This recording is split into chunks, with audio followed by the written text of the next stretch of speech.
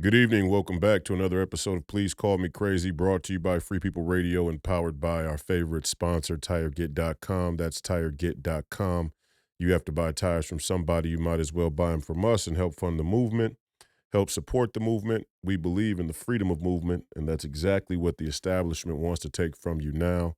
I am your host, Royce White, here in the belly of the beast, Minneapolis, Minnesota, for episode 142, I believe. Episode 142. Fast approaching 150. At 150, we're going to do a special 150 episode. And when we hit 1 million downloads, which should be in the next couple of weeks, we're going to do a special episode as well. Maybe out of order in terms of the Monday, Wednesday, Friday schedule. But as you see, we've all but abandoned the Monday, Wednesday, Friday schedule altogether. And we have news to report on that front. Number one, I am scheduled to start doing a hour-long radio show on the John Fredericks Radio Network, Monday through Friday, um, beginning January 3rd, I believe. So I'll be on radio every day, Monday through Friday. I'll give you more information on the time and place where you can listen to that. It will be on the John Fredericks Radio Network. Um, as far as the podcast, will continue as usual, Monday, Wednesday, Friday. But as we're going to start to do more guests, if the guest episodes come fast and furious, when we do the guest interviews, we're going to put the guest interviews up because I don't like to wait on those or sit on those and have them be a conversation that was discussed somewhat out of time and place. I want them to be somewhat relevant to the area with which the time in which they were recorded. Because somebody might say something and then, 3 days later, you'd be like, what? That just happened, whatever the case may be. So we like to get the guest interviews out as soon as they're done. Speaking of that, tomorrow we will be running the Trent Staggs interview that I recorded during the week. And we didn't get a chance to put out because I was sick for 3 days with stomach virus, stomach flu or something like that. Was dry heaving and stuff, but tested negative for COVID, whatever that's worth.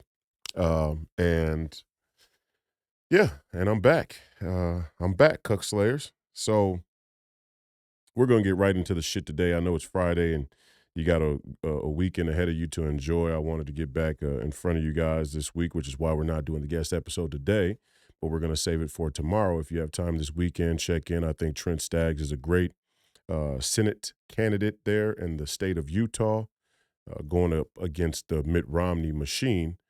So look for that interview over the weekend and check in and get familiar with Trent Staggs. I think he's a great America First candidate.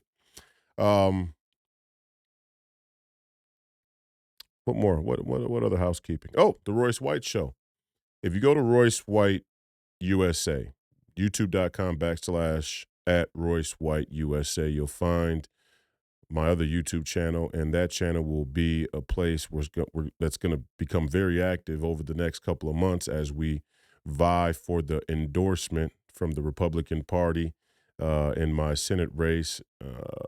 My website should be up in the next 24 to 48 hours, so look for that, along with my launch video, which I'm sure you guys will all enjoy.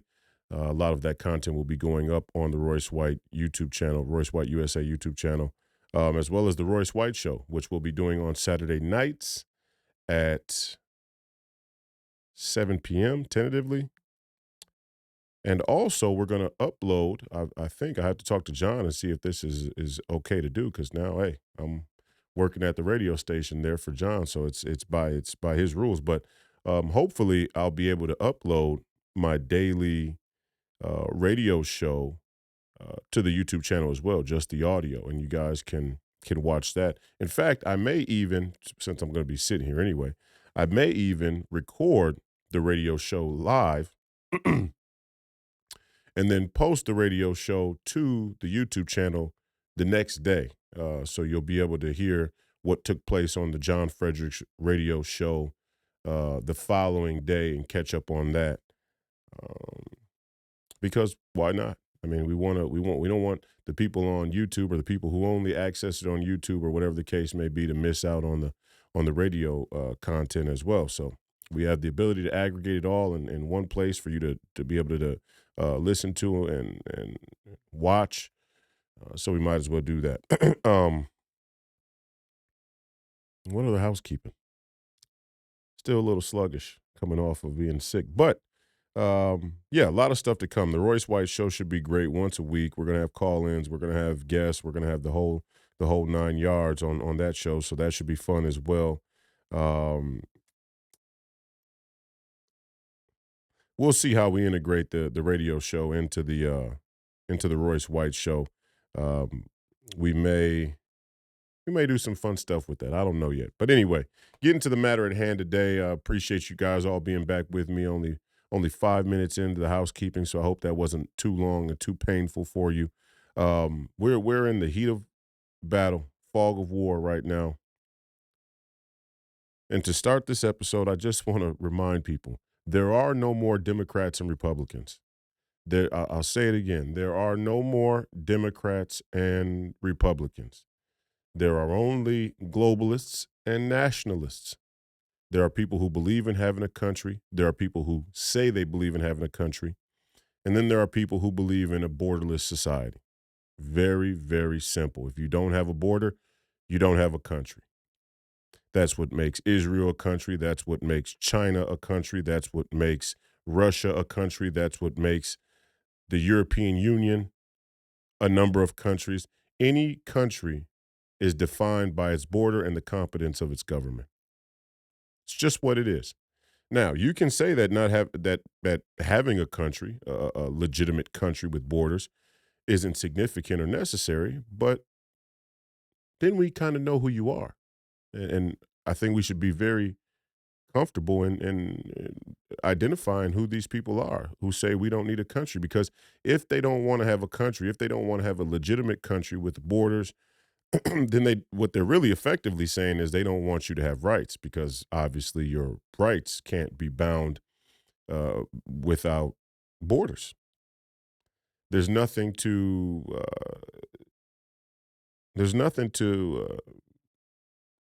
concretize your citizenship if you don't have borders. Now they can tell you that you're going to become a member or a citizen of a global society, but what evidence is there to show that any of these international governing bodies or global peacekeeping alliances have the ability to properly govern over individual citizens of individual nations? None. There's no evidence of that. All they're doing is they're taking their globalist ideology and they're leeching off the already constructed nation state of the many individual nations all across the country, and they're using that to legitimize their claim that they have some effective global governance for individual citizenship. There's nothing to it. There's no evidence whatsoever that any of these international bodies can properly and effectively govern for the individual citizen. Hell, there's very little evidence that the nation state is able to do it. So, I mean, how we think we're going to a global citizenship is absolutely absurd and beyond me. But this is the dividing line. And people can come to you and talk about whatever they want. The dividing line is very simple. Either you believe in having a country with borders, or you don't believe in having citizenship and human rights, civil rights. You can have no civil rights without citizenship. And so we find ourselves in this precarious position where the party platforms of these two political parties become quite confusing for some people. And we just got to start calling them out by name. We got to start naming them. They're here in the Minnesota GOP, but they're all over the country. They're widespread throughout the country. And I think people get caught up in the cultural wedge issues. Let's boil it down. The number one issue The number one issue right now is the military industrial complex. No, scratch that. The number one issue is the debt. Let's just be clear. The number one, let's make it even more simple. The only party platform I'm interested in are the people who subscribe or participate in the party platform of $34 trillion in debt, an open border, and forever wars. Those three things. If you participate in or subscribe to a political platform, a political party with political candidates or elected officials who allow $34 trillion in debt, enable $34 trillion in debt, open borders, or forever wars, you're an enemy of American citizenship. It's that simple. There are no more Democrats and Republicans. I don't want to hear anything more about conservatives or liberals. I don't want to hear anything more about Christians and atheists. I don't want to hear anything more about gay and straight or male or female or young and old or any of that shit. The only fucking thing I'm concerned about, and this is first and foremost, do you subscribe to or enable a political platform that supports $34 trillion in debt, open borders, and forever wars? And by this measure, we can sort out a lot. Now, don't get me wrong. Male, female, young, old, black, white, gay, straight, Christian, atheist, all of that matters. It's just all secondary. Because the first thing we need to get in order, the first thing a country's government should have in order is the overall health and legitimacy of the country itself. If you can't do that, you can't even begin to address the other issues. And that's what we got to get very clear about. I think we want to address these other issues on the fly. Like, hey, hey, our border's wide open. The debt is out of control. And the forever wars seem to never stop. But hey, we'll address abortion. I mean, give me a break. It's not it's first off, it's not effective. It's not feasible. But secondly, it's dishonest. And the reason why I say it's dishonest is because here's what you have. You have people over on the left who will say, whiteness is bad and Marxism is the way and social redistribution of wealth and the climate and blah, blah, blah, blah, blah. And we all know they're just doing it to put on an agenda. But then you have what we call the controlled opposition. And I guess depending on where you're sitting in the peanut gallery or where you're positioned on the stage, one side could call the other side controlled opposition with the exact same utility.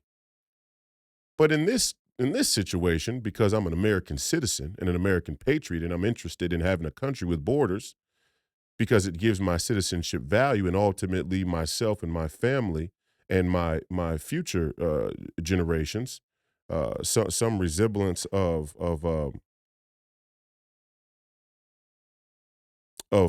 individual freedom, let's say.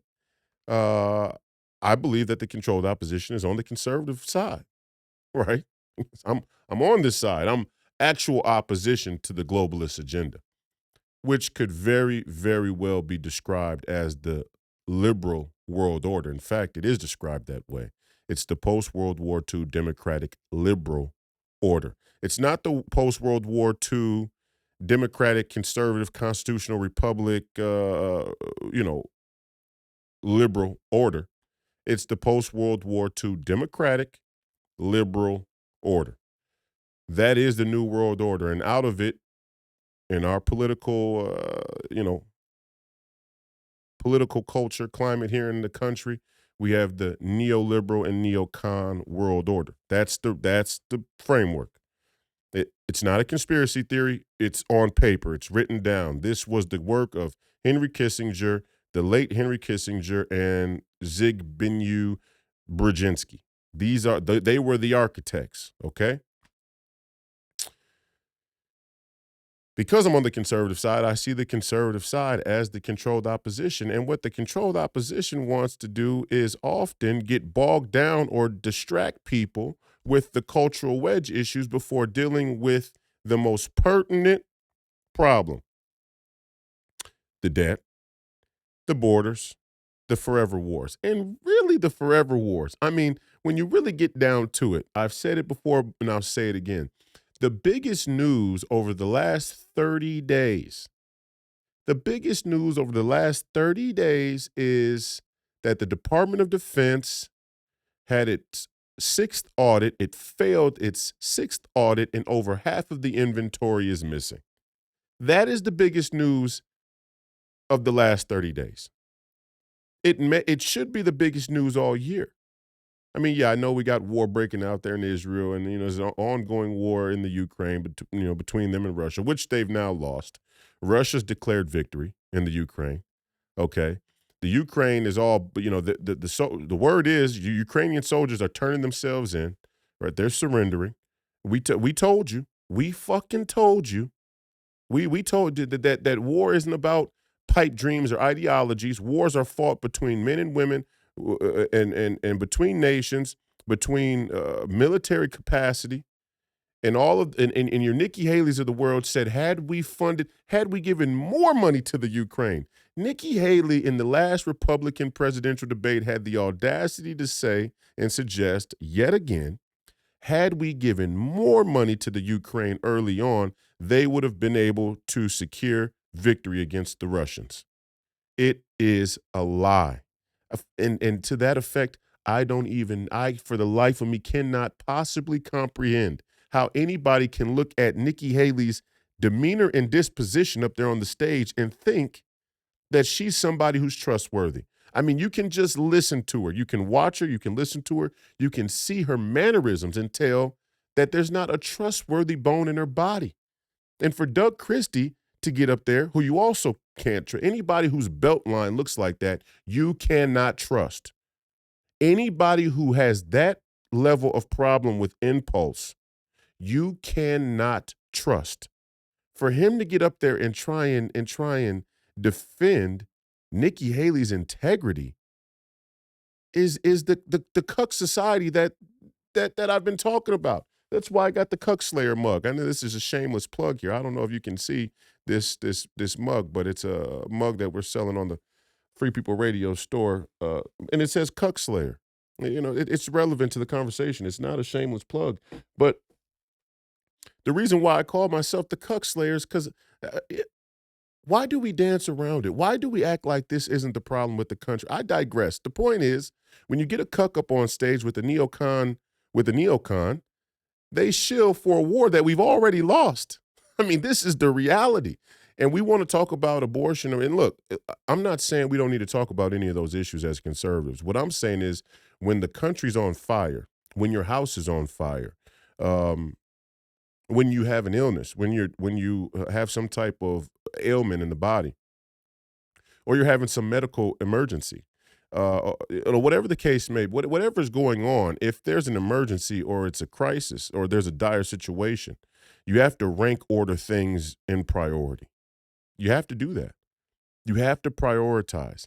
And the more dire the situation, the more extreme the situation, the more urgent the situation, the more you have to rank order and prioritize to be able to operate. You just can't do any and everything in those moments. You can't do it. So the first thing that has to be acknowledged is that this country is actually on fire. May not be able to tell. You may not be able to look out your window and see it. The malls are still running. It's Christmas time. It's the holidays. You can still go buy, Jordans and Nikes made in sweatshops. You can still go buy toys that are screwed together in some, Chinese factory or some proxy factory for the CCP. You can still get online and do whatever it is you do online. 50% of the internet is porn. I'm just saying. So you can still go and do all these things. So you may not be able to tell that the nation is on fire, but it is. And so if you acknowledge that the nation is on fire, that we're at a critical moment, now we can talk about the platform that I just described. The platform that I'm interested in is those people who subscribe to or enable $34 trillion in debt, open borders, and forever wars. Those are the people I'm concerned about. Eh, The controlled opposition on the conservative side never wants to address the forever wars. That's why Nikki Haley can get up there and say what she wants about abortion. She can get up there and lie about her position on the LGBTQ movement. Chris Christie, he's not even willing to lie. He just goes right up there and says, yeah, I mean, I think the government shouldn't be involved. We want small government. Absolutely, we want small government. But we also don't want to allow parents to mutilate their children based on some pseudoscientific political philosophy either. I mean, that's just wrong. I mean, if I was sexually assaulting my child in the name of Christianity, people would have a fit. And they would be right to do so because, number one, it would be taking the Lord's name in vain. But number two, I'm harming the child. We can't allow parents to harm their children in any formal and scientific and medical manner based on some pseudoscience, some pseudo political philosophy. It's not right. And it is right for the government to step in and say whether or not that's appropriate, especially when we see such a prevalence of it. Now, if it was being done quietly in secret in places that we couldn't, what do I want to say? We couldn't, um, you know, we couldn't be sure it was happening. We couldn't prove that it was happening. Okay, that's a whole different deal. But this thing is being carried out right in front of. It's being carried out in the town square. All right, this isn't happening in the privacy of people's homes. This is being carried out in the town square. This is being paraded around, literally paraded. The controlled opposition, they always seem to want to make a big fuss about any number of cultural wedge issues. But the one they always seem to skip over on are the pertinent issues.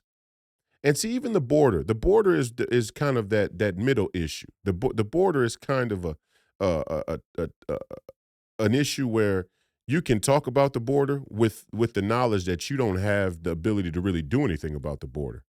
So you can talk about it and get the political capital from whatever constituency or base with the full knowledge that it won't change.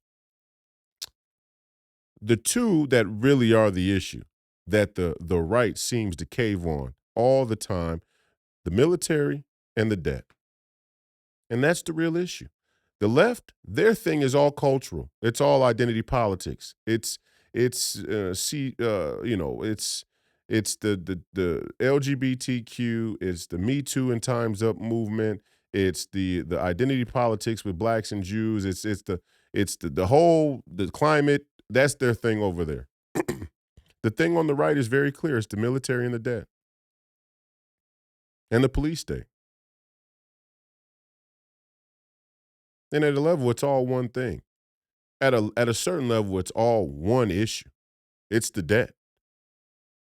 It's the debt. It's the ability for your government to run up money, fiat currency, on the back of your tax dollars and get a bunch of little political cronies on either side of the aisle to convince you that you should continue on fighting about cultural wedge issues while they figure out how to spend your money however they choose. And the price that they charge for spending your money is whacking up a percentage, what they call the VIG, on the whole deal. And that's what you see taking place there with new Speaker of the House Mike Johnson. I'm not saying he took a payoff. I'm not saying he's compromised. But what I'm saying is this is how DC works. This is how DC has always worked. And yet again, we sent the NDAA bill, NDAA budget, passed an NDAA budget, $1 trillion. And Mike Johnson, Speaker of the House Mike Johnson, Mr. I wear my Christianity on my sleeve, lets them smuggle the transgenderism thing into the bill. The woke transgender LGBTQ politics into the bill. Completely unacceptable. And I bring that up to get to my main point of the podcast. I don't want to be here forever, but I get to my main point on the podcast of we're so caught up in Republican and Democrat, we lose sight of just doing the actual the work of politics. And we've let the Democrats define us. I said this the other day after the interview with Nicole O'Grady. I don't know if you stuck around where I went on after the interview for about 50 minutes, but I explained thoroughly how I'm listening to Republicans here in Minnesota, for example, talk openly about a fear of Democrats or the liberal mainstream media calling us unorganized for having internal disputes about policy approaches, as if that should matter. I mean, well, yeah, it does matter if you believe in politics as a political theater, or if you believe in politics as some type of social club or some type of status symbol for everybody out there watching. If you believe in politics as the actual mechanism and process with which that we uphold the health and integrity of the nation and the value of citizenship, it doesn't matter what people see you doing. It doesn't matter. And it's just like this bill. Again, why did it get passed through? Why did it get streamlined? Is there some corruption? Always in DC. But a big part of it is probably people just saying, "Hey, we got a new Speaker of the House. Now we have to get the people's business done. We have to show that we can govern, whether it be legitimate or illegitimate, whether it hurts us or harms us. Listen, it's a matter of national security to allow this Marxist, communist, LGBTQ edifice to spread throughout our military. It's a matter of national security by metric, by measure against our would-be adversaries or opponents there on the world stage, whether it be Russia or China, both of which explicitly have outlawed the LGBTQ phenomenon in their military, so far as they can help it, so far as they can control it. That's the reality. Our enemies have set the game. And so what are we really saying here? Are we saying that, whatever the Chinese do, whatever the CCP does, or whatever the Russians do doesn't matter? We're going to prove that we can keep a military just as strong as theirs by allowing transgenders into high positions of military service? I mean, is that what we want to stake our American citizenship on? We got to get down to brass tack now. We've allowed the religious right, the Christian right of this country to make such a fuss about banning or outlawing homosexuality on a religious basis, which is somewhat of a caricature anyway, because I don't really even hear people saying, I mean, I know they're out there, but nobody reasonable is even suggesting that from a legal standpoint. And again, there may be people in Congress who bring a bill to try and do it, to try and satisfy whatever constituency but they know it has no chance of passing. Part of the reason is because there's a bunch of people on the religious right and the Christian right of this country who are homosexual. Let's just be honest. I mean, we got to say it. If it wasn't the case, then none of this stuff would even be an issue because the Christian America has long since had the majority of people in this country. So there's some people out here who are false flagging. And I venture to guess it's a lot more people than we assume, than we would think. If not, how did this happen? Everybody saw what was going on. We didn't prioritize it. If we didn't prioritize it, that means in our Christian identity, we didn't see that as a real hard line that we wouldn't concede on. But we did. Okay, so let's be real. The reality is you're not going into people's homes to decide how they're having sex, who they're having sex with, how they identify, if they want to cross-dress on Saturdays and Sunday. We're not trying to legislate that. What we're trying to legislate is, number one, whether we're going to pervert this long-standing American uh, policy practice of separation of church and state and allow a completely religious LGBTQ movement to have full access to our children. That's what we're trying to legislate. We're also trying to legislate whether or not it's safe, whether or not it's reasonable, whether or not it's sensible to allow this same LGBTQ edifice to take root in our military. Is that a matter of national security? Absolutely it is. We can play this game like the LGBTQ identity is not is in no way correlated with mental health and mental illness if we want to in the public. We can play that game if we want to. If we want to say, "Oh, there's no scientific evidence to show any correlation between mental health and mental illness and gender identity, non-binariness." We could say that if we want to. Fine. If you want to be in that freedom of speech, of course you can say that. When it comes to our military, we still have to deal with metric. The funny thing about this whole gender identity thing just goes to show you how theatrical it is and how bullshit. When it comes to the money, we abandon all posts, right? All of our virtue signals we abandon when the money's on the line. And a great example is go to any online store. Go to any online store of any of these woke companies, whether they be Nike or stick with clothes. I'm talking specifically about apparel companies. The two categories that they're still split into are men and women. Somebody tell me.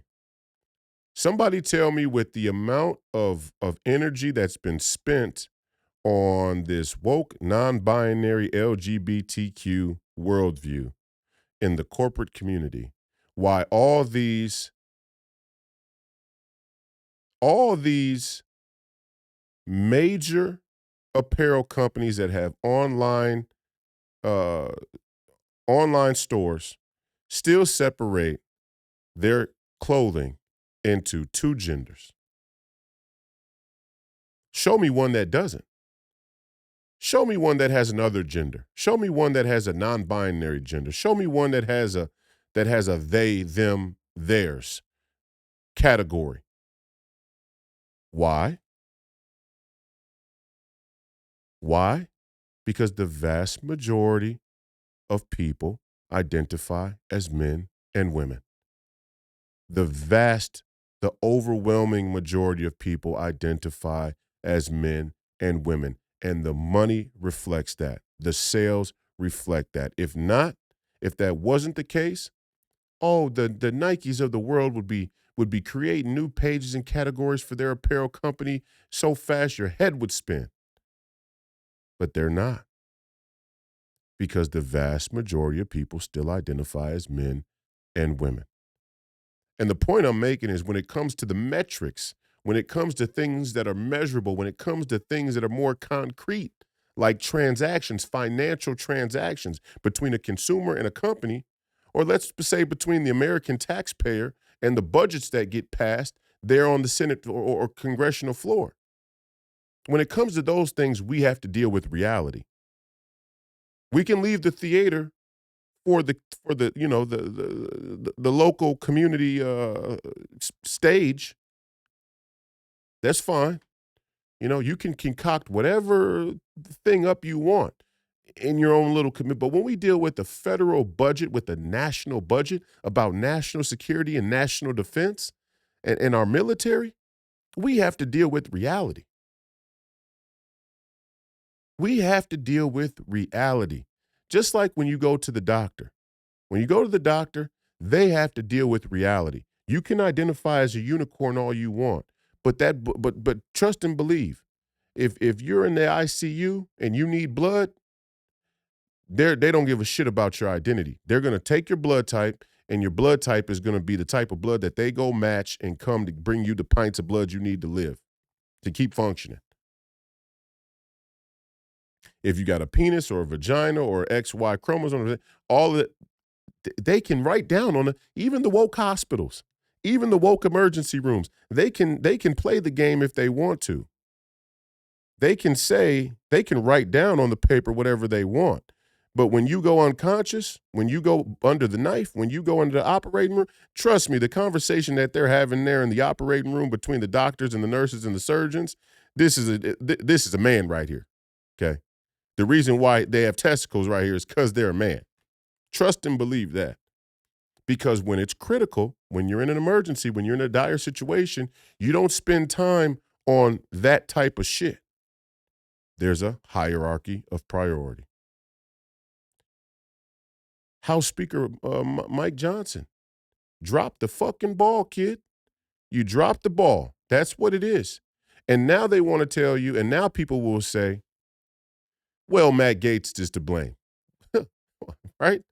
Now they want to go back ex post facto and say, well, we shouldn't have got rid of McCarthy. Look at who we got. Doesn't matter who we got. Getting rid of McCarthy was the right move, and potentially getting rid of Mike Johnson may be the right move. And now we're going to get down to who really believes in changing the status quo and who just talks about it for the sake of. We're going to find out. Because I say, get rid of, vacate Mike Johnson too. If it's on principle, if it's about promises made and promises kept, surely you can't stand up before the House committee when you're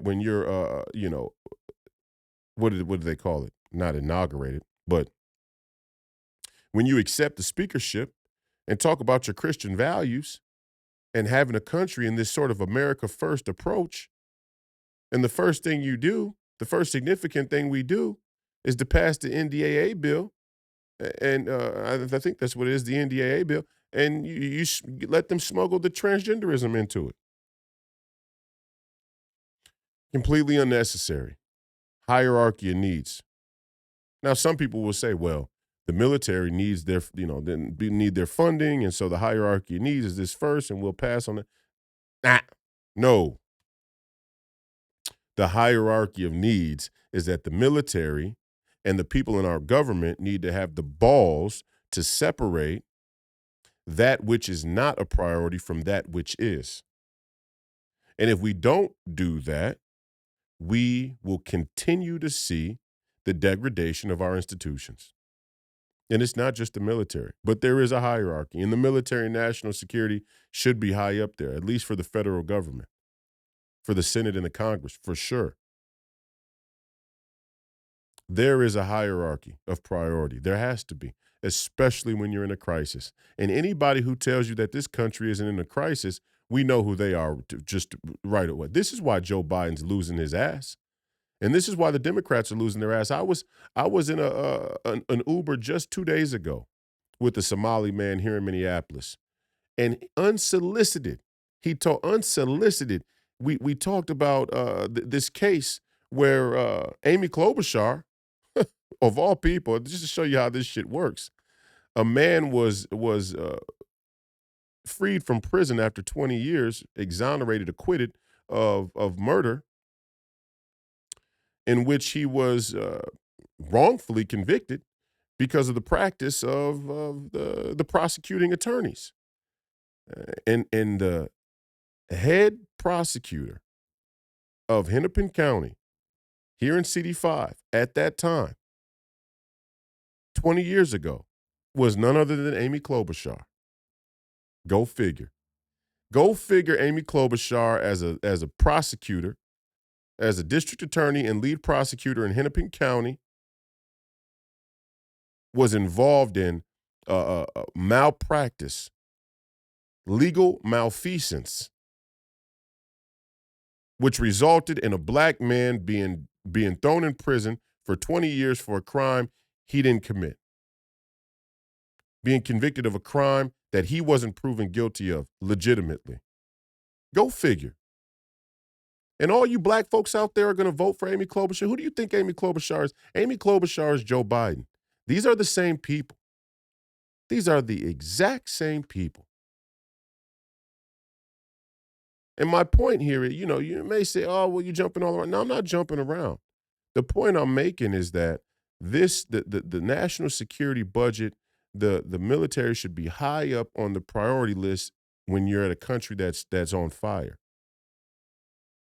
Now, there is a constituency out there that will claim there's nothing wrong with the country. The economy's better than ever. There are people who support Joe Biden who will actually say that the economy is better than ever, that we don't have a border crisis. I mean, we know who those people are. And increasingly, they're going to start to lose because the evidence is going to show. There's a reason why the numbers are moving the way they're moving, despite how stupid they've tried to keep black people by decaying and rotting out the curriculum of the public schools and keeping us in the dark politically under this cloud of Marxism and liberalism and communism. Despite their best efforts, the curiosity of the human spirit wants that information, and they just so happen to make the mistake of giving everybody access to all the information they need at the touch of a button, at the touch of a screen. Don't even have to press a button, the touch of a screen. They gave us all access to the information, and they think we're not going to know they're lying when they say the economy is fine. They think we don't know, we're not going to know they're lying when they say that we're bringing immigrants into the country because of humanitarian crisis, and we're going to bring them to your cities, and we're going to pay money for them to live free in your community while you suffer. Ain't going to keep working.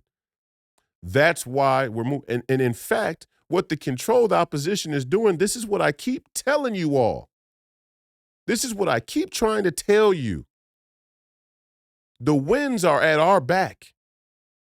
The winds are in our favor.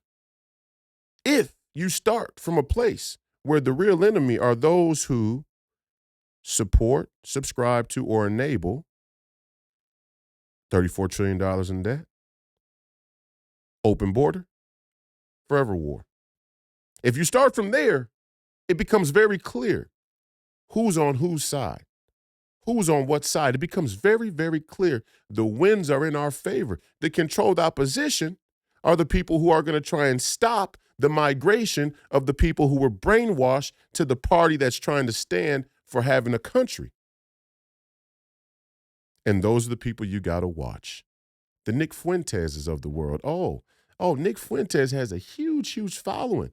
And I can just see how, you think the cuckery is just on the liberal left? Oh, this sort of far right, LARPy, and it was same deal. Same fucking deal. You can go on my Twitter now, and Nick Fuentes is saying, hey, if they're going to play identity politics on the left, then we need to play identity politics on the right, and we need to embrace whiteness and have us, a reimagining of whiteness as an identity and treat it as such. Shut the fuck up, Nick. Dumbass. Kid's a fucking punk, and it's what it is. And this is, and I got to just be honest with you all. What it shows, what it's a reflection of, is that the movement that has this sort of grassroots activist, consciously aware, politically involved mentality on the right that would follow a Nick Fuentes are the very people who let the country go in the first place. Because the activism isn't rooted in anything substantial or real. It's all just a reactionary sort of fear porn. 50% of the internet is porn. If you're on the internet, 50% of it is porn. It's a reality. Actual pornography. But we want to talk about Christian values. Actual pornography. Not to mention the other types of porn that get, distributed. Political porn, money porn, whatever it is. Luxury porn. There's all kinds of porn on the internet. 50% of it is actual porn. There's another 25 to 30% that's a variety porn, niche porn. Something that we treat as porn. Sports, another form of porn. Politics becomes a form of porn. My point is, the Nick Fuentes types, these are the cuck motherfuckers that they clump together and they make you feel like there's a real constituency, because I guess you could say there is. But your constituency is only real as the shit is only as real as the ideas. It's only as real as the ideas. And think of the idea that you would try and fight Marxism with Darwinism. Think of the idea that as a Christian, you would try and combat Marxism and communism with Darwinism. These are people who are intellectually dishonest. They're either intellectually stupid or they're dishonest. You can't combat Marxism and communism with Darwinism. One, because they all have the same The same spiritual and metaphysical end game. They deny Christ. They place something higher than faith, which leaves them with a lack of sacred honor. Imagine me saying I should defeat my enemies. My enemies are liars, and I'm going to defeat them with lying. Now, when you talk about war, let's separate this out. When you talk about war, Sun Tzu, a lot of great generals talk about how winning battles is the art of deception. And you can make an argument. You can make a very good argument about the level of deception that's pre-baked in to modern warfare or warfare historically that undermines the morality of the people that engage in it. We could talk about that.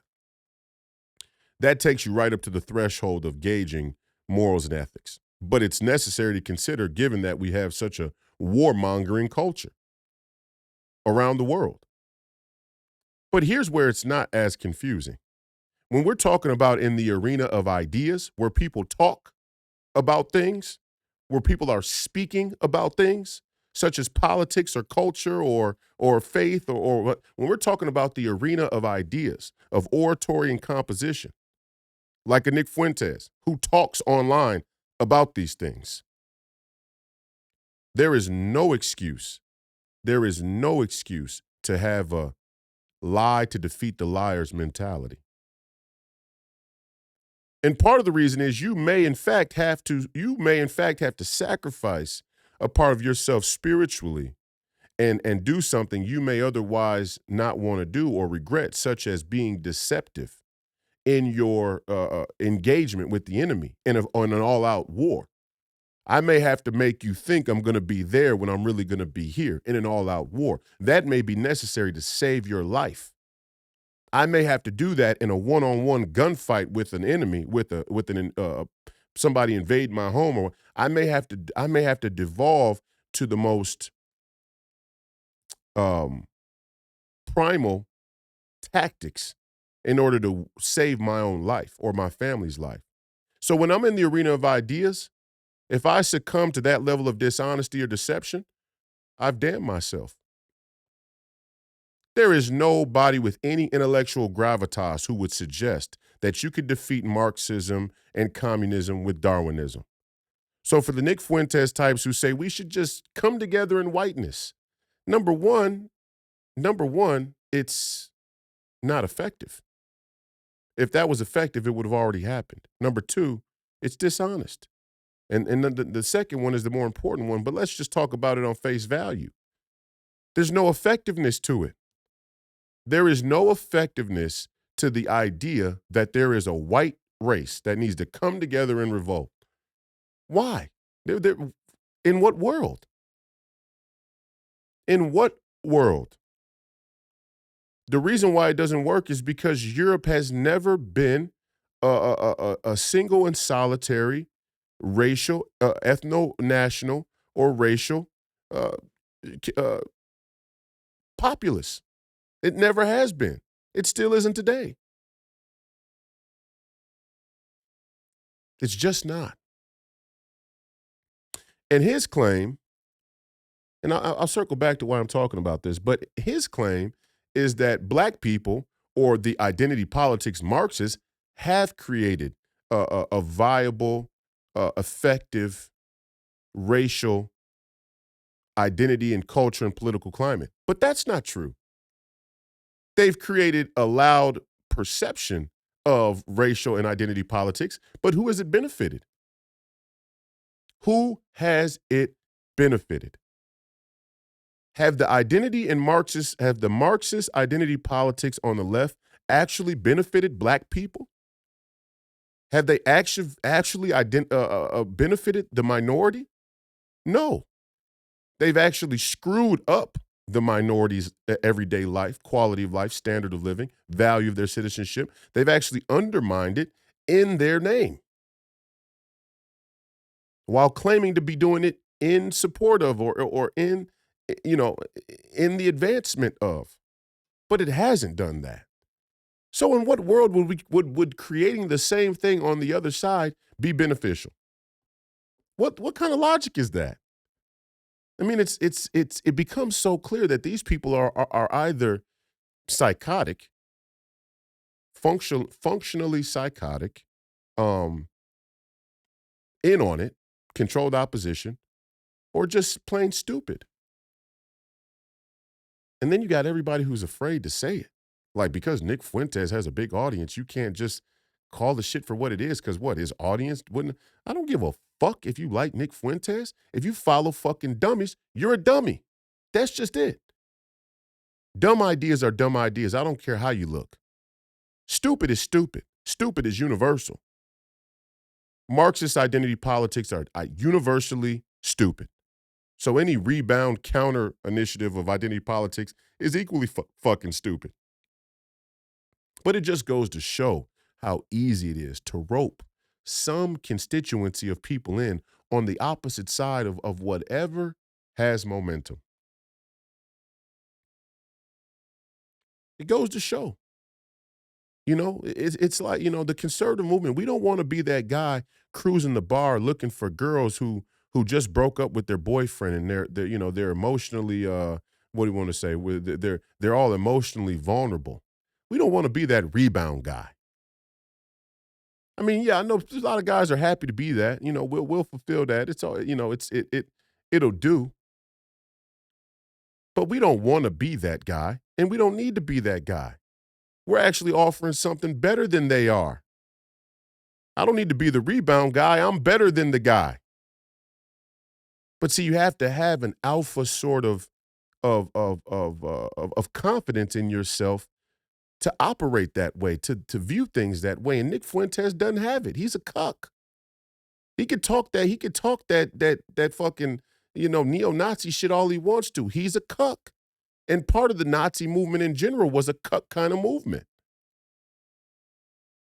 Part of the Nazi movement was, we got to get all these guys together under one sort of rigid ideology, or else, or else we don't really feel superior. We have to kind of fabricate a superiority, which is a huge indictment of the individual. And it's in total antithesis of what America's founding ideals were about. The individual.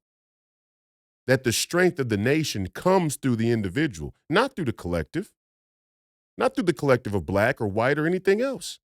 The strength of the nation comes through the competence and rugged sort of individualist, the ruggedness and sort of moxie of each individual. Each individual with a set of God-given rights, who believes in those rights, who understands those rights. And the better and more they believe and understand those rights, the more dangerous the collective becomes through that individual. That's not what they're pitching on the Nick Fuentes side of things. That's not what they're pitching. They're saying, what Nick Fuentes is saying is, we've become so weak collectively. We've become so weak as a sort of pseudo-identity of whiteness, same as blackness, and I'll get to that in a minute. We become so weak, the only answer is for us to reunite under the false auspice of some grievance and claim of superiority. That's what they're saying.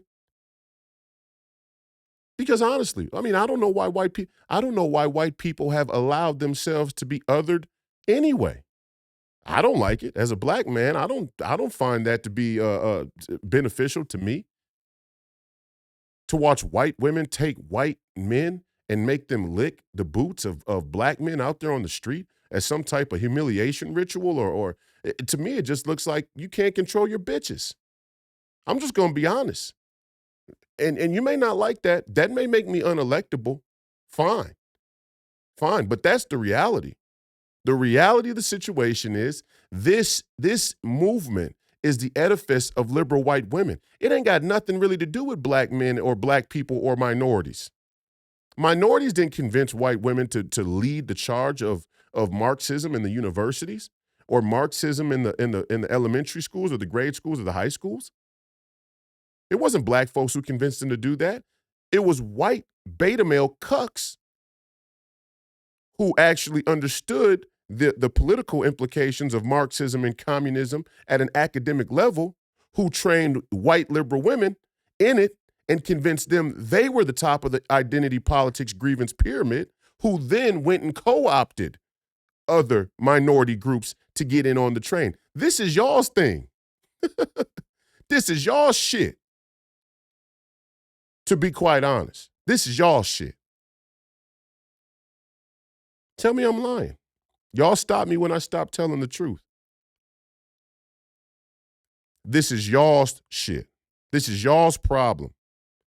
The way that white people are going around the country right now and allowing black people or minorities or whoever, or white liberal women really, to leverage you being white as some type of indictment, inherent indictment of you as a citizen. That's your problem. That's you're doing that. And it's white people doing it to you. That's what I don't get. How does that animus get turned on black folks? How does that animus get turned on us where now you think, hey, we need to come together racially I can't look, when black people start talking about we need to support black business and we should have black businesses. But as a black business in a capitalistic country, you should offer the best goods and services to every customer you can possibly reach. That's it. Now, the point that's being made, that's a rightful point to make on an economic basis, not some pseudo-scientific cultural basis, but an economic basis, is that black people have been a huge consumer base in this country for a very long time, who often talk about there being a black community or a black identity that doesn't line up with their cultural practices. Again, another piece of evidence that this counter movement of whiteness to combat identity politics is not going to be effective. Look at the black community. There's been a pro-black movement for 60 plus years in this country, yet and still, $1 trillion consumer base cannot be funneled into a pro-black initiative economically. Hasn't happened. Why? Because people's vices are more powerful. People's vices and people's individual ambitions and desires are more powerful than any collective ideology. That was the fall of man. That is the original sin. That Adam and Eve were let into the collective divinity and consciousness of the angels and God and the entire thing. And yet and still their own individual desires and ambitions deviated from the most divine and pure experience that any man or woman or child will ever have on this planet. They still couldn't. They still couldn't do it. They couldn't stay on course. This is what I'm talking about. And you may not understand where I'm going with, but the point I'm making to you is there's opposition, and then there's controlled opposition, and then there's the centrist status quo. So we think of things as left and right. We think of the political spectrum as us versus them. It's not us versus them. There's them. There's those of us who are full of shit, and then there are those in the middle who pretend like they're the peacemakers, the deal brokers, who are just preserving you running to the middle out of fear of the extreme. There is a globalist bracket on the American political spectrum. I'll say it again. There is a globalist and satanic bracket on the American political spectrum. The far left, the far right, and the corrupt status quo centrists. And all of us are somewhere in between. Why am I doing this? I'm trying to help you see the politics for what they really are. I'm trying to help you be able to navigate your decisions, your choices as an American citizen in this political season for what things really are. Not the way they're presented, but what they really are.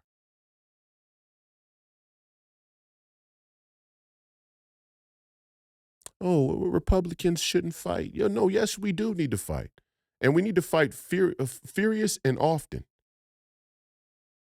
Because if you talk long enough, and this is the part that they don't want you to accept. This is the part they don't want you to know. If you let people talk long enough, they'll tell you exactly who they are. I've been talking now for 140 episodes, over 140 episodes, and the biggest criticism y'all have about me is that I said that Derek Chauvin did do something wrong on the day George Floyd was killed. 4 minutes in, he's unconscious. Cop didn't check his pulse. He didn't check his pulse. He didn't render aid. He sat on him for another 4 minutes. I challenge anybody to go through any one of these podcasts and find something else I've said that is not factually true. Measurable. And I think that's factually true and measurable. But again, another fear porn cycle. Another fear porn, this is Fox News. This is why they won't invite me to come to Turning Point. I know all my Patriots are going to Turning Point. A lot of Patriots are going to Turning Point in Arizona this week, and I'm happy for that. Go preach the good word. Preach the good word. I think the great Christina Caramo is going to be out there. Love Christina Caramo. Going to have her on next week on the podcast. I think Steve is speaking. That's great. And a bunch of other people. But the militant black guy. The real militant black guy, they don't want no part of that. They don't want no part of people who are really competent. They're selecting people who fulfill that. They don't want to have that real conversation. That 100% raw, authentic, real shit. Because they know what I'm going to say. What I'm going to say is, stop jerking off. Stop jerking off. We know what the problem is. We know what the problem is. We don't want to solve it because somebody here is getting paid to perpetuate it. Somebody here is taking a fucking payout. It ain't just them over there who are corrupted and compromised. Somebody here is taking them because we're not getting down to the real issue. The real issue is why is the precinct strategy not going to be featured there in Arizona this week? I'm going to call Dan. I'm just saying that right now because I could just assume that it's not. But I'm going to call Dan Schultz after we get done here to find out whether or not we bring all of these,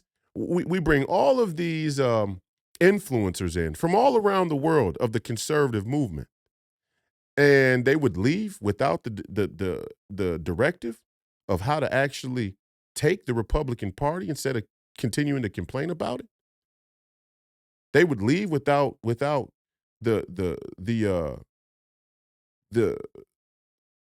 directive to implement the precinct strategy wherever they are. What would it take?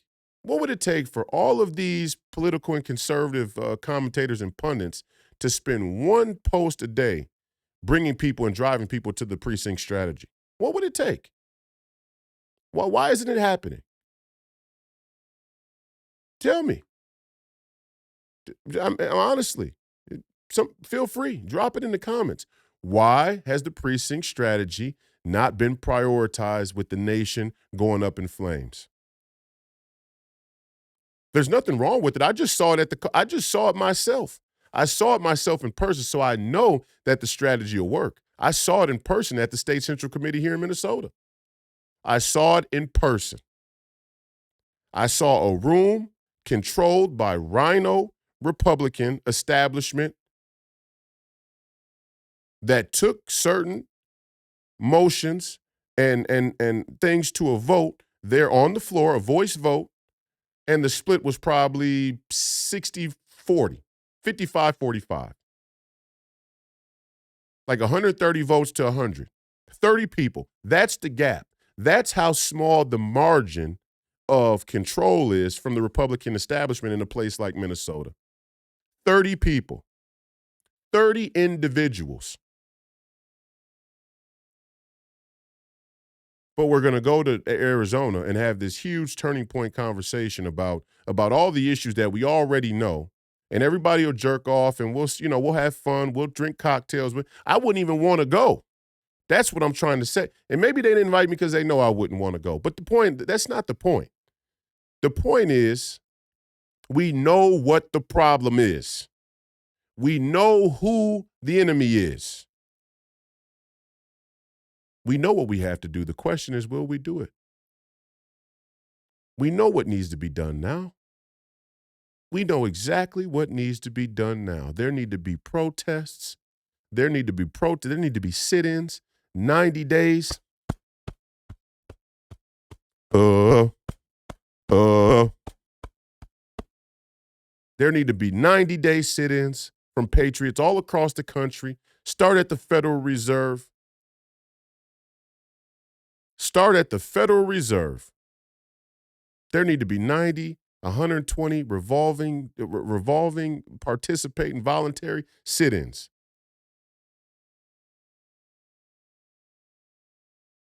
There needs to be full-blown political activation and participation. There needs to be a constant denouncement of the lawfare being waged against Donald Trump. There needs to be a continual education of the precinct strategy. There needs to be a courage to weed out the people in the Republican Party that are killing the brand.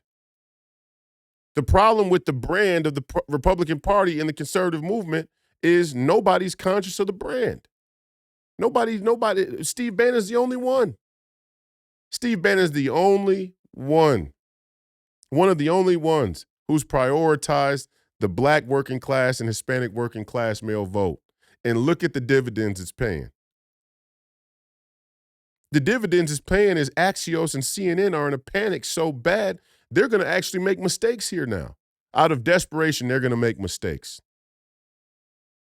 Like trying to run a Black Lives Matter initiative in a deep blue district like Minneapolis and not have the foresight to pull out your Senate candidate, who's a liberal white woman that sat as the highest prosecutor in a case where they wrongly convicted a black man of murder and let him sit in the jail and rot for 20 years. Mistakes. Political, strategic mistakes. And now the referendum is going to be on black folks. And guess what, Nick Fuentes? We're going to see if black people really are voting in the interest of their race or not, because I don't buy it. On paper, it's a mistake, but the choice is still on the people. And that's the part that you're missing, Nick. The choice is still going to be on the people to choose in their own interest, their own ambitions, desire, and convenience, or for a higher ideological formation and organizing principle. And I guarantee you this, no Christian would ever suggest that race and skin color is a greater organizing principle than faith.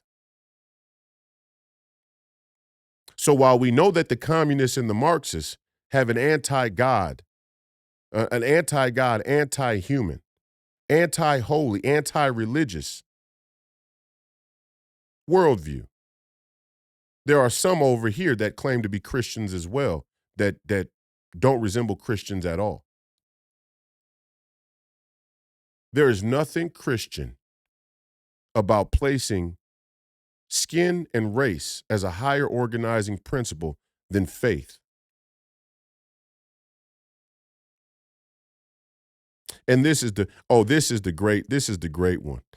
James Carville and another individual over the weekend I saw were talking about Christian nationalism and how Christians have morphed their national identity, their American identity, into one sort of ideology with their Christian faith. It's a complete lie. And this is how the controlled opposition comes at you from every angle. They get you spinning in a sort of vortex where it's hard to get your bearings. That's what I'm here to do, to give you moral clarity, to give you guidance and leadership, to give you your bearings. No, skin and race is never a better organizing principle than faith. But a nation and citizenship is the gateway, is a legitimate auspice with which we can defend the faith, especially American citizenship. Especially American citizenship. Absolutely. And what they're trying to do right now, with this war against Christian nationalists. We just had Nicole O'Grady talk about the holy war. This is the holy war.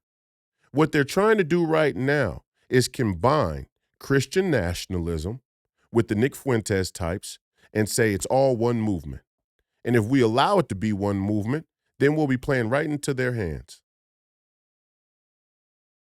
And I honestly don't give a fuck much because of what they say.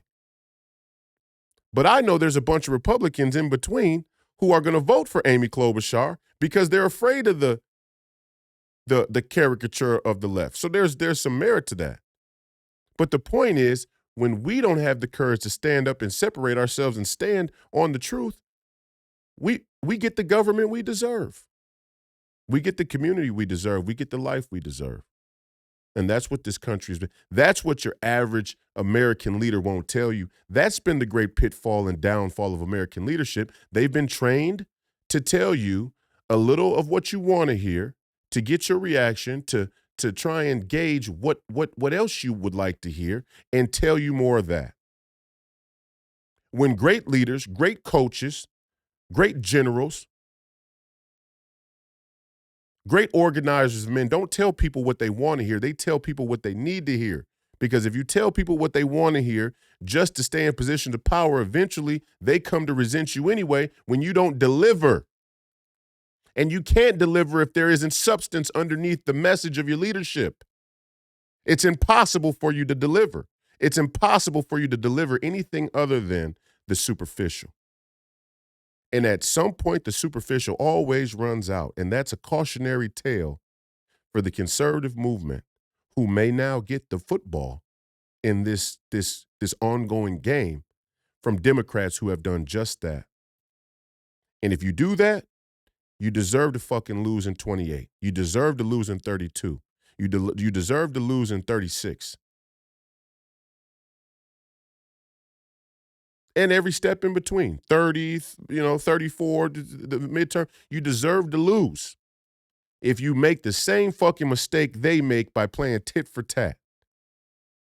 There is no more tit for tat. Wise men don't do tit for tat. Mature wise men don't do eye for an eye. It doesn't work that way.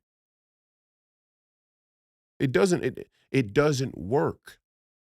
That's the problem. It doesn't work. An eye for an eye, and listen, eye for an eye is a cultural and even some would say a religious thinking and belief about physical damage, the damage to one. But when you listen, if you want to start rounding up people, it ain't gonna work. That's the problem with it. You know, we're not understanding that. It's not going to work. Let's just be reasonable. It's like with the deportation thing. You know, that we should deport all of the, yes, during the Biden administration, all the illegals that came in during the Biden administration, we should find them and deport them. Absolutely. But any illegals that have been here before, we have to put a cap on it. Because if we don't put a cap on it, how are we going to do it? How are we going to find and deport all these people? It's just going to be another thing for the taxpayers to pay for. And quite honestly, it's probably going to end up being an ineffective agency. We don't know. Everybody from Biden on forward, all the illegals that came through during Biden's administration, we get rid of them. We deport them for sure. Anybody else, they need to become American citizens. And we need to figure out what that means. That's the more important piece. We need to figure out what it means to be American citizens. And even furthermore, let's just talk about the real root issue here. Because I think we want to dance around it. Who's convinced you cuck motherfuckers not to have children? Who is it that's behind the psyop that has caused American citizens to not procreate? Those are the issues we need to do. Those are the things we need to get down to the bottom of. Why are you only having 1.5 kids per 2 people? 1.6 children per. I don't even know how you get 1.6 children. I know it's averages, but it's just a weird thing to kind of even think about when you're talking about children. 1.5 children. Let's just say it's 2. Why are you not having 5, 6, 7 kids? Because it's too fucking expensive.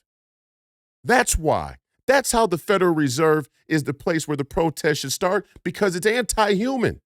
Inflation is an anti-human mechanism in policy. They make it too fucking expensive to have kids.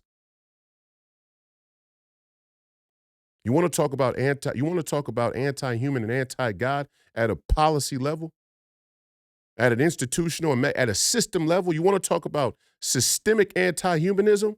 Look right at the Federal Reserve and their inflation. Look at the government officials who enable it. That's the problem. That is the problem. American citizens have been neutered. Literally. You've been neutered. You don't want to have kids. You're apathetic. You're nihilistic. You're depressed. The doom and gloom. This podcast may sound, but it's not. It should be an inspiration. Have kids. Have kids. Be fruitful and multiply. I got 4. And the anti-family court will try and tell me that I'm not doing, that there's something that I'm not doing, so wrong that I could even be threatened to be put in jail. Imagine you could be threatened to be put in jail by not being able to pay some exploitive, exorbitant child support deemed by some third party, person in an office on behalf of your child. And then the same people want to tell me that I got to affirm my child's gender identity. I mean, it's ludicrous. It's absolutely out of control. But the point is, fuck these people. I got 4 children. And I'm looking to have more. Hopefully I can get to 10, 12. The number's 12. I like 12. 12 seems like a great number. I want to get to 12 kids. Why are you not having children? Why has the average American citizen become so nihilistic about existence, about humanity, that they're not having many, many children? Tell me why.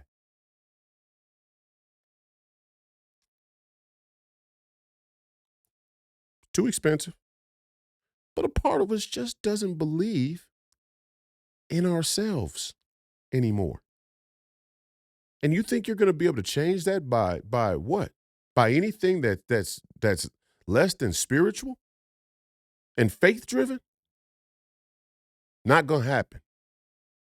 Not going to happen. All of our policy decisions should be spiritual and faith driven now. We are in a holy war.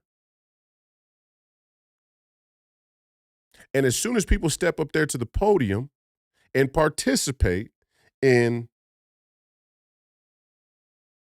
open borders, $34 trillion in debt, or forever wars, we know.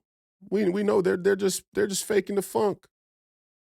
Ain't nothing Christian about that, Mike Johnson. There ain't nothing Christian about that. There ain't nothing Christian about that, Nick Fuentes.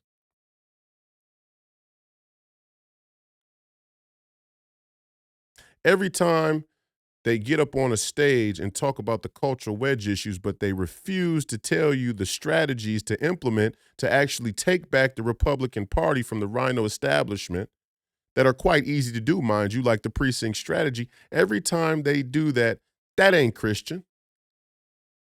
That ain't patriotic. That ain't American. That's them. That's them. I'm sick of it. I'm sick of watching it. And I'm 32 years old. I don't mind sitting back and watching you people continue to judge. Y'all think I'm doing it for you. This is for my salvation. Being able to tell the truth and bear witness is for my own salvation. This is what God's called me to do.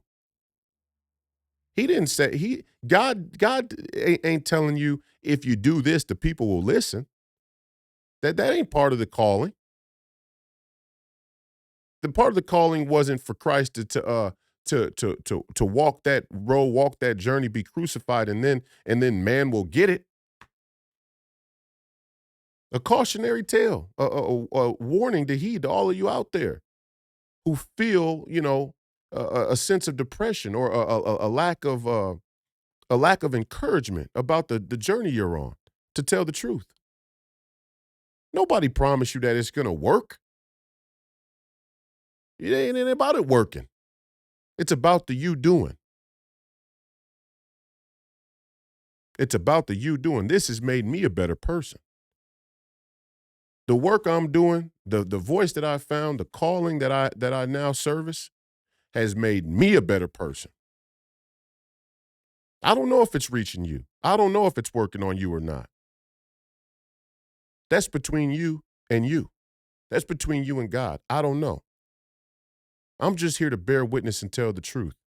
And I see just as much controlled opposition as I see opposition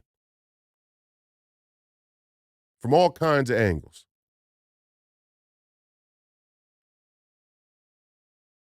It's like this RFK thing that came up. And then I'll say this and then I'll, go. The military industrial complex, the security state, the deep state, the police state are the greatest threat in this country. They have been since the day John F. Kennedy was killed, and well before that, all the way back to Eisenhower. But John F. Kennedy being assassinated placed a ribbon on the whole deal. A dark, dirty, corrupt ribbon on the whole deal. The military industrial complex, deep state, security state, and police state are the most dangerous and threatening thing in this country. And it needs to get reined in and brought under control immediately. And so when I say Donald Trump and RFK Jr. are the most dangerous ticket in 2024, that's what the fuck I mean. I don't care what fucking echo chamber you pull a fucking clip of RFK saying this about climate or this about the Second Amendment or this about abortion or any of that other shit. I don't give a fuck. Number one, because I trust Donald Trump to hold the line on his beliefs, even if RFK was the vice president. But the one thing I know is that a Trump RFK ticket puts the military industrial complex in the most threatened position they've been in since the day they killed John F. Kennedy. And I like that shit. I need that shit like I need air in the morning. I need the military industrial complex to fear we the people. Some of you are okay with it. Some of you are okay with it. And it shows. And it shows. Get your fucking priorities in order. Get your priorities straight. Why the military industrial complex? Because they can always use your fear and your desire for safety to smuggle any number of bullshit agendas into the budget. The military industrial complex and your safety and your fear and your incompetence and your inability to defend yourself is the Trojan horse for the whole fucking thing. As we just saw with the Speaker of the House, Mike Johnson, the military bill, and the transgender movement. You see how the overlay for the underlay works? You see the three-card Monty? The first problem is the prescience of this military bill, passing it. We got to get the... Okay.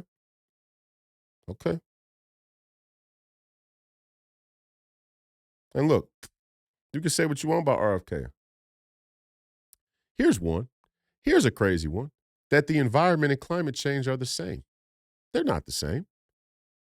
They're not the same. The EPA, instituted by Nixon and Kissinger, may have always had the impetus to use climate change or the environment as a Trojan horse to pass certain legislation to either steal money or give up our governance to international bodies.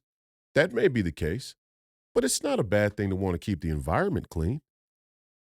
There's a significant difference between wanting to keep your environment clean, not dumping oil or fucking trash or fucking chemical waste into your lakes and ponds and rivers, and believing that the existence of humans themselves and carbon dioxide is a net negative on the earth and is a justification for globalism. Those are two completely different things.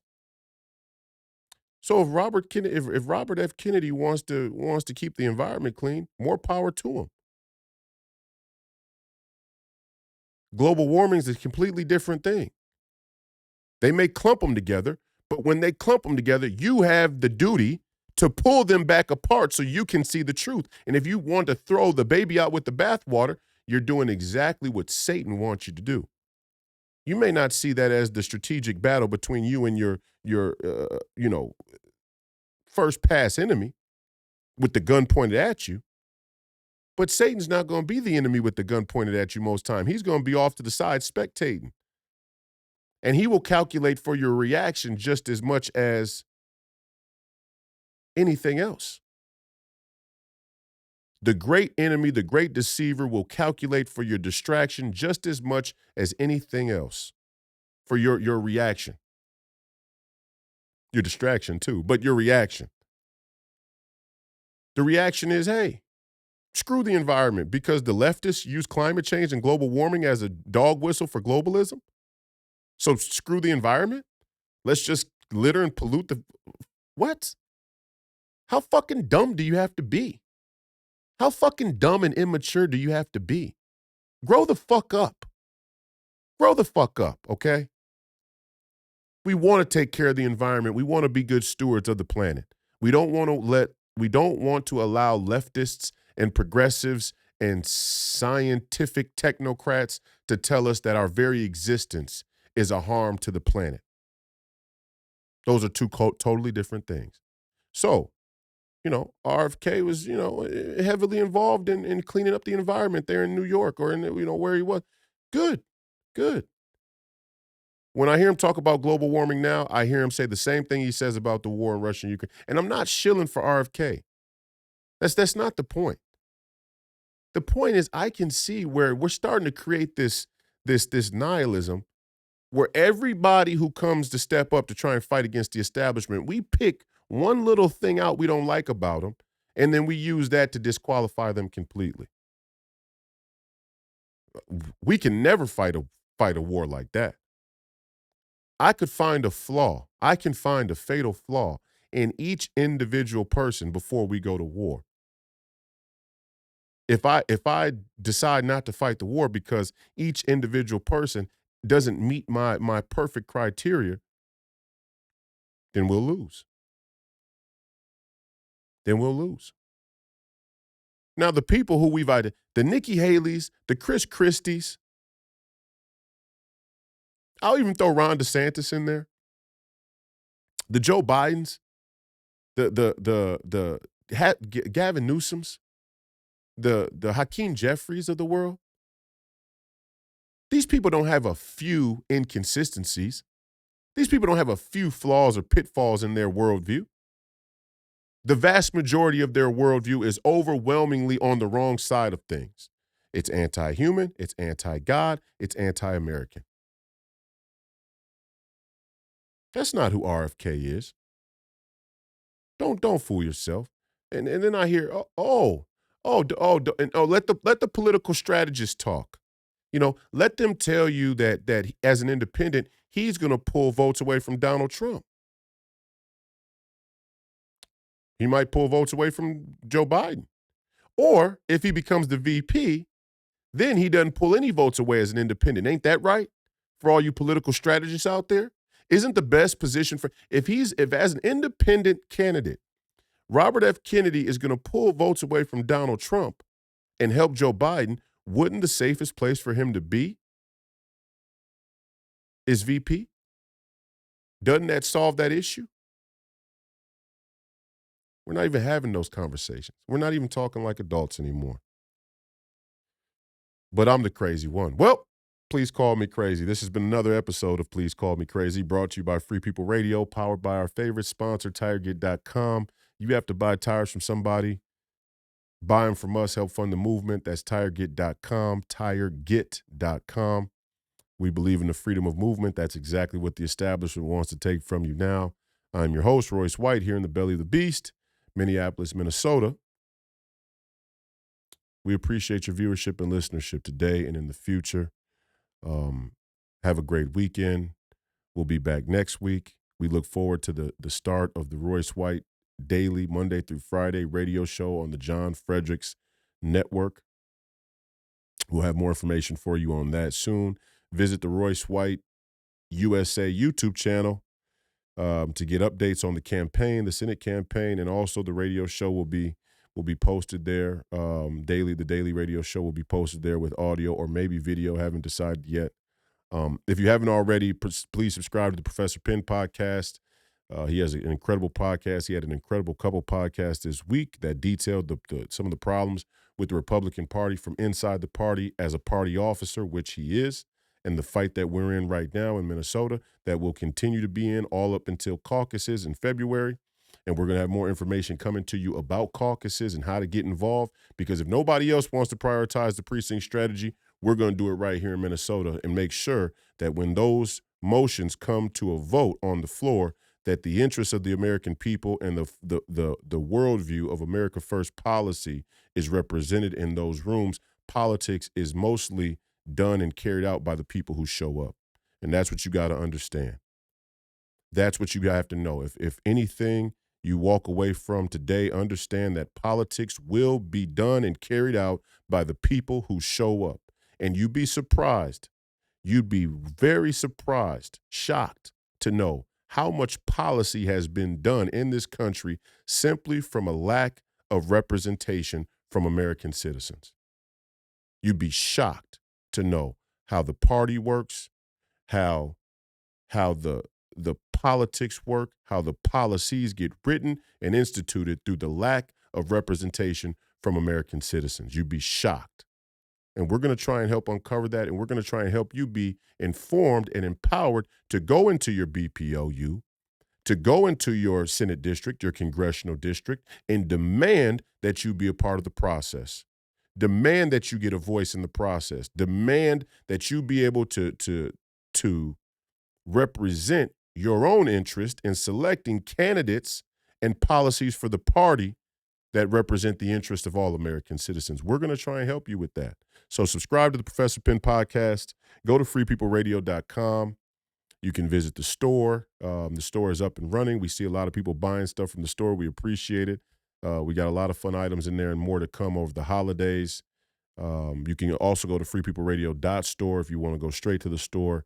But freepeopleradio.com will get you there as well. There you can also see where you can listen and watch the podcast, follow us on social media, and other cool things like that. So I appreciate your listenership today and in the future. Please bear with me. I know some of this stuff might be triggering. I get it. But understand that the greatest deception waged against you today is the convenience and complacency of the narrative that's been built around you and for you. Around you by the mainstream media, for you by the algorithms, for everybody's getting a small piece of the information. Now, our guest episodes coming up next week, I believe, will include the great Alex Jones. I believe will include the great Owen Schroyer, who is now free. I'm going to be on his show on Monday evening, I believe, and he's going to be on my podcast on, I think, Thursday. So we got Alex Jones and Owen Schroyer coming from the InfoWars crew. We got Christina Caramo. She'll be on Monday, I believe, or Tuesday. So next week may all be guest episodes. I'm sorry. I know some of you say you like it when it's just me better, and I appreciate that's flattering. But when you have an opportunity to interview great patriots like Christina Caramo, who may in fact be in one of the most important positions in American history. Let's be clear. She was able to take her GOP as an America Firster in the state of Michigan. Okay. Michigan is going to be an extremely important swing state in the coming election. Christina Caramo, as the chairwoman of the GOP and an America Firster, may be in one of the most important political positions in American history. If we acknowledge that this is one of the most pivotal moments in American history. So when you get a chance to interview a Christina Caramo and hear what's taking place on the ground there in Michigan in an important swing state, you have to take that opportunity. Alex Jones is Alex Jones, a man that couldn't be more right about more things over the course of 20 years. His insight is always wanted. Owen Schroyer, the recent victim of lawfare and corrupt kangaroo courts, which could very soon be the fate of many of us. A man who sacrificed his freedom, a man who actually sacrificed his freedom for his beliefs about his citizenship in this country. That's a man we want to talk to. That's a man we want to support. That's a man we want to talk to on this show. Dr. Pierre Corey's coming. And now, mind you, some of these we may not even be able to put on YouTube. I know Alex, they won't let me put any Alex Jones interviews on YouTube. Don't know why. Owen Schroyer, I would assume, is the same. Dr. Pierre Corey certainly won't let me put him up on YouTube. I don't even know if you can talk about ivermectin on YouTube. I can't. Maybe I'm getting a special type of shadow ban that nobody else is. I see other people talking about it on YouTube, but for some reason I can't. So we got a lot of people coming in the very near future. Stay tuned. I hope you have a great weekend. That's it for me. Again, we appreciate your viewership and listenership today and in the future. The fight continues. Do not die a jerk off. Do not die on your knees. Do not die a jerk off. The fight continues, and as always, Godspeed.